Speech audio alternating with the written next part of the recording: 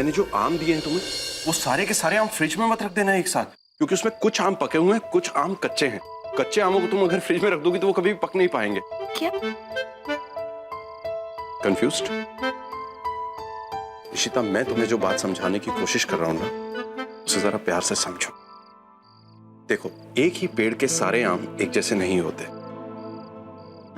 उसमें कुछ आम पके हुए होते हैं और कुछ आम कच्चे होते हैं जो टाइम के साथ पकते हैं। वैसे ही रमन कुमार एक कच्ची कैरी की तरह है जो टाइम के साथ ही पकेगा, और एक बार जब वो पक जाएगा फिर उसकी अपनी ही मिठास होगी।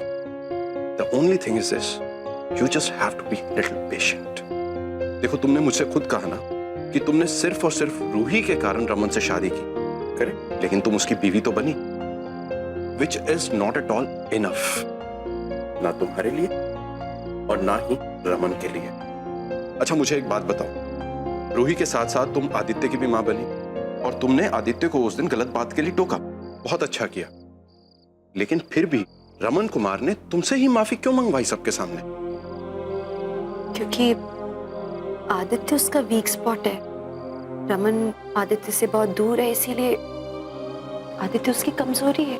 यही प्रॉब्लम है इशिता, और तुम्हारे केस में बेस्ट चीज ये है कि तुम्हें पता है कि तुम्हारा प्रॉब्लम क्या है। तुम देखना, बहुत जल्दी रमन को इस बात का रियलाइजेशन होगा कि उसका ये वीक स्पॉट उसे उसकी पर्सनल लाइफ में और वीक बना रहा है। लेकिन तब तक में इसका असर तो रूही पे पड़ चुका होगा, आदित्य पे भी। आपको पता है इन दोनों बच्चों के दिलों में कितने गहरे घाव पड़े हैं इस अशोक, रमन और शगुन की कहानी में। इसीलिए तो तुम्हारी इस कहानी में एंट्री हुई है इशू, इस ट्रायंगल को तोड़ने के लिए। You just have to be little patient. तुम देखना, एक दिन तुम्हारा ये कच्चा आम यानी कि रमन कुमार जरूर पकेगा। तुम्हें थोड़ा सा इंतजार करना होगा। बार बार अपने को ये बात याद दिलानी होगी कि तुमने ये शादी किसके लिए की है और क्यों की है। रूही के लिए। That's it. और तुम समझदार तो हो ही, तुम्हें बस रमन को थोड़ी सी ढील देनी होगी, थोड़ा सा उसको उसे स्पेस दो। वो जो कुछ कर रहा है अपनी लाइफ में उसे करने दो, लेकिन जब तुम्हें लगे कि पानी अब सर से ऊपर हो चुका है, तब तुम्हें वो रस्सी खींचनी पड़ेगी और उसको कसना पड़ेगा। I hope you are getting what I'm saying. कभी आम, कभी रस्सी, मुहावरे मिक्स कर रहे हैं आप। तुम्हें पॉइंट समझ में आ गया ना? That was my main motive. तुम मेरी बातों को जरा ध्यान से सोचना। चलो अब मैं चलता हूँ, बंधु वेट कर रही होगी। Take care.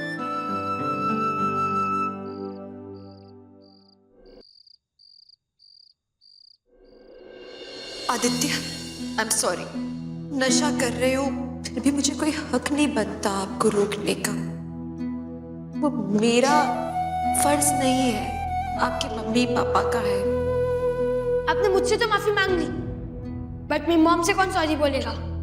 Shagun, I am sorry. मेरे स्कूल में गर्ल है, उसके मम्मी पापा सारा दिन फाइट करते रहते थे, और उसके पापा उसकी मम्मी को लव नहीं करते थे। उसकी मम्मा दूर चली गई, उसे और उसके पापा को छोड़कर।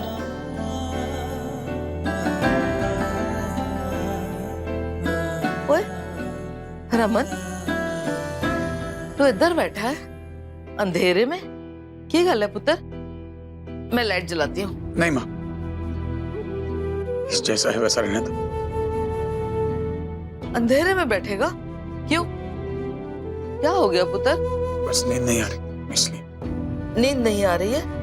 क्या हुआ पुत्र? माँ, बेकार में इतने सवाल मत कीजिए। तुझे पता है रमन, मैं कितने दिनों से सोच रही थी कि तेरे साथ बैठने का मौका मिले, अकेले में बैठ के मैं तुझसे दो बातें करूं। शुक्र है आज ये मौका मिल गया। कैसा है तू रमन?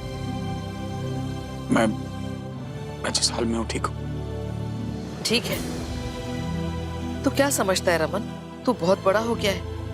तुझे लगता है तू बड़े बड़े बिजनेस चलाता है तो सबको घुमा लेगा।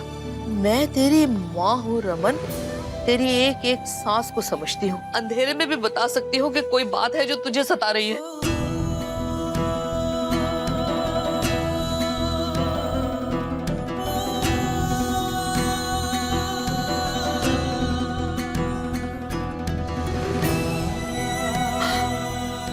रमन, क्या बात है पुत्र? माँ भी जिंदा है ना? माँ को बोल बेटा। क्या हुआ? माँ, क्या जिंदगी के सारे दुख मेरी किस्मत में लिखे? बोलो ना माँ, मेरे साथ ऐसा हमेशा क्यों होता है?